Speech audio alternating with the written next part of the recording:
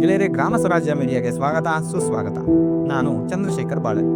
ಈ ಸಂಚಿಕೆಯಲ್ಲಿ doctor Prakash C Rao ಅವರು ವೈದ್ಯರ ಬಳಿ ಹೋಗದೆ ಯಾವ ಸಮಸ್ಯೆಗಳಿಗೆ ಮನೆಯಲ್ಲಿ ಇದ್ದುಕೊಂಡು ಯಾವ ಔಷಧಿಯನ್ನು ಸೇವಿಸಬೇಕು ಎಂಬುದನ್ನು ತಿಳಿಸಿದ್ದಾರೆ. ಜನರ ಕೊಳ್ಳುವ ಶಕ್ತಿ ಕಡಿಮೆ ಆಗುತ್ತಲೇ ಇರುವಾಗ ಬೆಲೆ ಏರಿಕೆ ಹೆಚ್ಚುತ್ತಿರುವ ಈ ಸಂದರ್ಭದಲ್ಲಿ ಸಣ್ಣ ಪುಟ್ಟ ಸಮಸ್ಯೆಗಳಿಗೂ ವೈದ್ಯರನ್ನು ಸಂಪರ್ಕಿಸುವುದು ಕಷ್ಟ ಸಾಧ್ಯತೆ ಇದ್ದು, ಡಾಕ್ಟರ್ ರಾವ್ ಅವರ ಸಲಹೆಗಳು ಹೆಚ್ಚು ಪ್ರಯೋಜನಕಾರಿಯಾಗಲಿವೆ. ಆ ಕುರಿತು ಮಾಹಿತಿಯನ್ನು ಹಂಚಿಕೊಳ್ಳಲಾಗಿದೆ. ಅದನ್ನು ಕೇಳೋಣ ಬನ್ನಿ. ಎಲ್ಲರ ಮನೆಯಲ್ಲಿರುವ, ಎಲ್ಲರೂ ಬಳಸುವ ಔಷಧಿ ಇದು. ಜ್ವರವನ್ನು ಹಾಗೂ ನೋವನ್ನು ಕಡಿಮೆ ಮಾಡುವ ಪ್ಯಾರಾಸಿಟಮಲ್ ಜನರಿಕ್ ಹೆಸರಾಗಿದ್ದು, ಅದರ ರಾಸಾಯನ ಹೆಸರು ಅಸಿಟಮಿನೋಫೆನ್ ಹಾಗೂ ಅದು ನೂರಾರು ಕಂಪನಿಗಳಿಂದ ತಯಾರಿಸಲ್ಪಟ್ಟು ಕಂಪನಿಯ ಬ್ರ್ಯಾಂಡ್ ಹೆಸರಿನಲ್ಲಿ ಮಾರಾಟವಾಗುತ್ತದೆ. ಉದಾಹರಣೆಗೆ ಕ್ರೋಸಿನ್, ಮೆಡ್ಮಾಲ್ ಮತ್ತು ಇತ್ಯಾದಿ. ಜ್ವರ, ನೋವು ಕಂಡು ಬಂದಾಗ ದೇಹದಲ್ಲಿ ಪ್ರೋಸ್ಟಾಗ್ಲಾಂಡಿನ್ ಎಂಬ ರಾಸಾಯನ ವಸ್ತು ಉತ್ಪಾದನೆಯಾಗುತ್ತದೆ.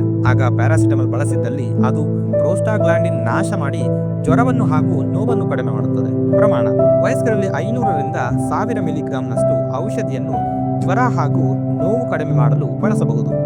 2 ಮಾತ್ರೆಗಳ ನಡುವೆ 4 ಗಂಟೆ ಅಂತರವಿರಬೇಕು. ಮಕ್ಕಳಲ್ಲಿ ದೇಹದ ತೂಕದ ಆಧಾರದ ಮೇಲೆ ವೈದ್ಯರು ಕೊಡಬೇಕಾದ ಪ್ರಮಾಣವನ್ನು ನಿರ್ಧರಿಸುತ್ತಾರೆ. ಸುರಕ್ಷತೆ: ಈ ಔಷಧ ಸುರಕ್ಷಿತವಾಗಿದೆ. ಜ್ವರ ಹಾಗೂ ನೋವಿಗೆ ನಿರಂತರವಾಗಿ ಬಳಸಬಹುದು. ಗರ್ಭಿಣಿ ಸ್ತ್ರೀಯರು, ಹಾಲುಣಿಸುವ ತಾಯಂದಿರು, ವೃದ್ಧರು ಯಾವ ಅಪಾಯವಿಲ್ಲದೆ ಬಳಸಬಹುದಾಗಿದೆ. ಅಡ್ಡ ಪರಿಣಾಮ: ಈ ಔಷಧಿಯನ್ನು ಬಳಸಿದಾಗ ಅಲರ್ಜಿ ಆಗಬಹುದು, ಅಂದರೆ ನೆವೆ, ಗಂಧೆ, ಎದೆಯಲ್ಲಿ ಬಿಗಿದ ಅನುಭವ ಇತ್ಯಾದಿ. ಈ ಔಷಧಿಯನ್ನು ಕಿಡ್ನಿ ಹಾಗೂ ಲಿವರ್ ಸಮಸ್ಯೆ ಇರುವವರು ಬಳಸುವಾಗ ವೈದ್ಯರ ಆದೇಶವಿಲ್ಲದೆ ಬಳಸಬಾರದು. ರಕ್ತವನ್ನು ತೆಳು ಮಾಡುವ ಔಷಧಿಗಳನ್ನು ಬಳಸುವಾಗ, ಅಪಸ್ಮಾರ ಕ್ಷಯ ರೋಗಿಗಳಿಗೆ ಔಷಧಿಗಳನ್ನು ಬಳಸುವಾಗ ವೈದ್ಯರ ಆದೇಶದಂತೆ ಬಳಸಬೇಕು. ಹೆಚ್ಚು ಪ್ರಮಾಣದಲ್ಲಿ ಬಳಸಿದಾಗ ಔಷಧಿ ವಿಷ ಪರಿಣಾಮ ಬೀರುತ್ತದೆ. ಅದರಿಂದಾಗಿ ಲಿವರ್ ಕೆಲಸವನ್ನು ಮಾಡುವುದನ್ನು ನಿಲ್ಲಿಸುತ್ತದೆ. ದಿನನಿತ್ಯದ ಪ್ರಮಾಣದಲ್ಲಿ ಬಳಸಿದಾಗ ಅದು ಸುರಕ್ಷಾ ಔಷಧ. ಜ್ವರಕ್ಕೆ, ನೋವಿಗೆ ಈ ಔಷಧಿಯನ್ನು 4 ಗಂಟೆಗೊಮ್ಮೆ ಬಳಸಬೇಕು. ಹಾಗೆ ಬಳಸಿದರೂ ಜ್ವರ, ನೋವು ಕಡಿಮೆ ಆಗದಿದ್ದರೆ ವೈದ್ಯರು ಬೇರೆ ಔಷಧಗಳನ್ನು ಬರೆದುಕೊಡಲು ಸಾಧ್ಯ.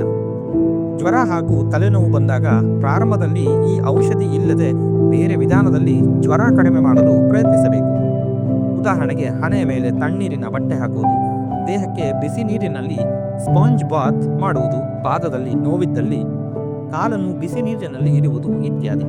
ಮಾರಾಟದ ಕಿವಿ: ಪ್ಯಾರಾಸಿಟಮಲ್ 650 ಮಾರುಕಟ್ಟೆಯಲ್ಲಿ ಲಭ್ಯವಿದ್ದು ಜನಪ್ರಿಯವಾಗಲು ಕಾರಣ ಕೋವಿಡ್ ಸಮಯದಲ್ಲಿ ಅದನ್ನು ತಯಾರಿಸುತ್ತಿದ್ದ ಒಂದು ಕಂಪನಿ ವೈದ್ಯರ ಕೈಬಿಸಿ ಮಾಡಿದ ಕಾರಣಕ್ಕಾಗಿ.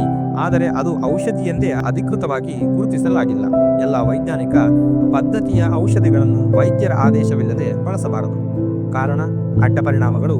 ಆದರೆ ಪ್ಯಾರಾಸಿಟಮಲ್ ಸುರಕ್ಷಾ ಔಷಧಿ ಹಾಗೂ ಇದನ್ನು ಬಳಸಲು ಪ್ರತಿ ಬಾರಿ ವೈದ್ಯರ ಆದೇಶ ಅಗತ್ಯವಿಲ್ಲ. ಮಕ್ಕಳಿಗೆ, ಗರ್ಭಿಣಿಯರಿಗೆ, ವೃದ್ಧರಿಗೆ ಇದು ಸುರಕ್ಷಾ ಹಾಗೂ ಪರಿಣಾಮಕಾರಿ ಔಷಧಿ. ಗೆಳೆಯರೆ, ಈ ವಿಡಿಯೋ ತಮಗೆ ಇಷ್ಟವಾದಲ್ಲಿ ಲೈಕ್ ಮಾಡಿ, ಶೇರ್ ಮಾಡಿ ಹಾಗೂ ತಮ್ಮ ಅಭಿಪ್ರಾಯಗಳನ್ನು ಕಮೆಂಟ್ ಮಾಡುವ ಮೂಲಕ ನಮಗೆ ತಿಳಿಸಿ. ಧನ್ಯವಾದಗಳೊಂದಿಗೆ ಗ್ರಾಮ ಸ್ವರಾಜ್ ಮೀಡಿಯಾ.